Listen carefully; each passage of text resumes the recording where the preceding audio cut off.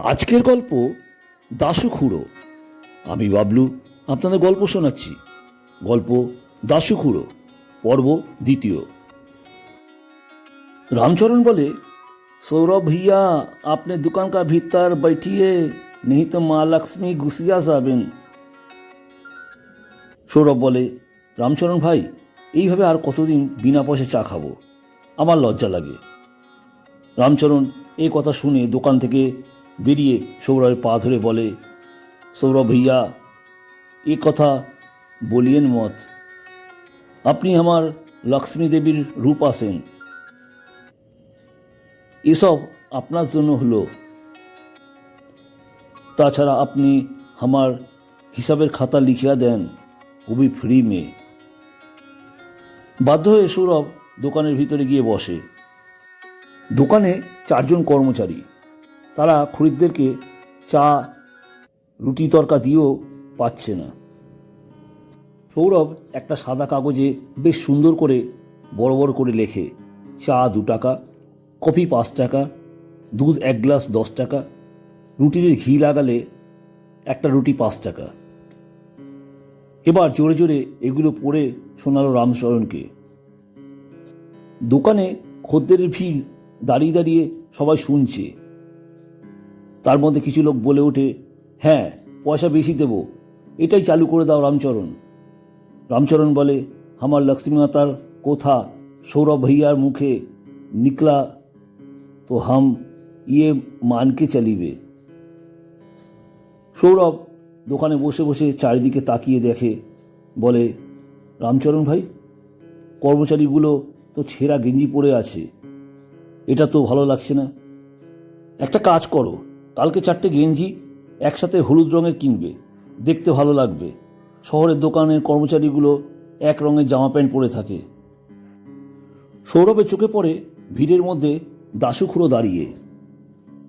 সৌরভ দোকানের বাইরে বার হয়ে ডাক দেয়, দাশু খুড়ো তুমি এখানে? তা আজ হোটেলে তোমায় তো দেখতে পেলাম না, রান্নাগুলো আজ ভালো হয়নি। দাশু খুড়োর চোখটা জলে ভিজে, গলার স্বরটা কাঁপতে কাঁপতে মৃদু কণ্ঠে বলে, হোটেলের মালিক আমাকে চোর অপবাদ দিয়ে দোকান থেকে কাল বার করে দিয়েছে। কাল থেকে আমি এদিক ওদিক ঘুরে বেড়াচ্ছি। সৌরভ বলে, কিছু খেয়েছো কি?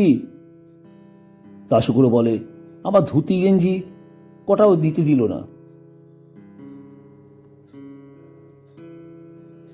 তার মানে দাশু খুড়ো কাল থেকে কিছু খাওয়া হয়নি? সৌরভ দাশু খুড়োকে সঙ্গে করে নিয়ে রাতে 2 জনের খাবার প্যাকেট বন্দি করে বাড়ি ফেরে। আজ রাতে 2 জনে রুটি তরকা সঙ্গে পেঁয়াজ লঙ্কা খাওয়া শেষ করে কাঠের পাটার উপরে গোটা 4 প্যাকিং বাক্স পেতে একটা বিছানা চাদর পেতে শুয়ে পড়ে। রাতে সৌরভ দেশের বাড়ির মা বাবার কথা, সংসারের অভাবের কথা, আরও কত কি বলতে বলতে একসময় ঘুমিয়ে পড়ে। আজ রবিবার, ছুটির দিন। সৌরভ বলে, দাশু খুড়ো হোটেলে তোমাকে কত টাকা মাসোহারা দিত? দাশু খুড়ো বলে, 2 বেলা খাওয়া দাওয়ার টিফিন, 1 বান্ডিল বিড়ি, বছরে 2টো ধুতি ও ফতুয়া, আর মাসান্তে 2000 টাকা দিত। সৌরভ বলে, এতে তোমার সংসার চলে? দাশু খুড়ো বলে, হ্যাঁ, দেশের বাড়িতে বউ আর একটা ছেলে, তাতে কোনো অসুবিধা হয় না। সৌরভ বলে, তা বেশ ভালো। ভালো কথা, তা এ মাসের টাকা বাড়িতে কিভাবে পাঠাবে? দাশু খুড়ো বলে, একটা কাজ খুঁজে পাই, তারপর পাঠাবো। সৌরভ বলে, এই নাও 2000 টাকা, কাল সোমবার তুমি বাড়িতে পাঠিয়ে দিও।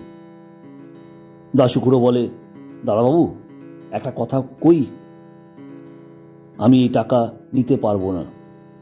তুমি ভালো মানুষ, আমি এ টাকা কিছুতে শোধ দিতে পারবো না। সৌরভ কি একটা ভেবে বলে, দাশু খুড়ো আমার এখানে কাজ করে এই টাকা শোধ দেবে? দাশু খুড়ো একগাল হেসে বলে, দাদাবাবু একদম ঠিক কইছ, কিন্তু কি কাজ করব? সৌরভ বলে, 2 বেলার বাজার থেকে খাবার কিনে আনবে, আর একসাথে বসে খাবো। দাশুকুড়ো একটু হেসে বলে, দেখো দেখি, এ কোনো কাজ হলো? কাজ করতাম হিন্দু ভাতের হোটেলে। ভোর 5টায় উনুন ধরানো, সকাল 6টায় চা খাওয়া, তারপর ডাল বসানো, সবজি মাছ মাংস কর্তা নিয়ে আসলে সেগুলো কাটা ধোয়া, তারপর এসব রান্না করতে করতে দুপুর হয়ে যায়। কোনোদিন টিফিনে 1 গ্লাস চিনির জল করে খেয়ে আবার কাজ করা, সময় পাওয়া যায় না।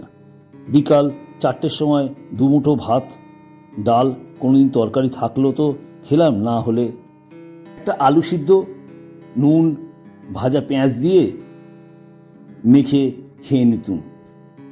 রাত 10টায় হোটেল বন্ধ, শুতে শুতে রাত 12টা বেজে যেত। সৌরভ এসব শুনে বলে, বাবারে, এত কাজ করো? দাশুকুড়ো বলে, দাদাবাবু একটা কথা কইব, যদি অনুমতি দাও। সৌরভ হাসতে হাসতে বলে, বলো দাশুকুড়ো, যা বলার বলো।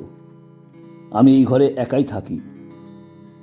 আজকে মনে হচ্ছে তুমি এখানে এসে ভালোই করেছো, কথা বলার মতো একটা মানুষ তো পেলাম।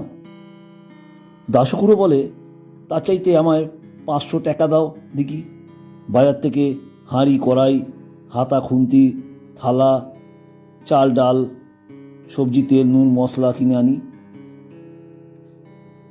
এখানে রান্না করব। আর এখানে কাঠ তো অনেক পড়ে আছে, রান্না করতে কোনো সমস্যা হবে না। তাহলে আজ থেকে হোটেলে অত পয়সা খরচ করে খেতে হবে না। দাশুকুড়োর এলেম আছে বলতে হবে। সব কিছু কেনাকাটা করে দুপুরে ভাত ডাল তরকারি মাছের ঝোল, রাতে আলুর পরোটা মিষ্টি সুজি।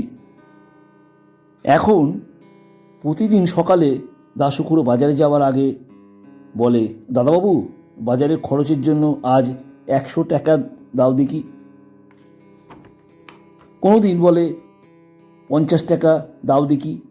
মাঝে মধ্যে বলে, দাদাবাবু আজ বাজারে যাব না, যা আছে সেটা দিয়ে আজ চালিয়ে দেব। দেখতে দেখতে প্রায় 3 মাস হয়ে গেল।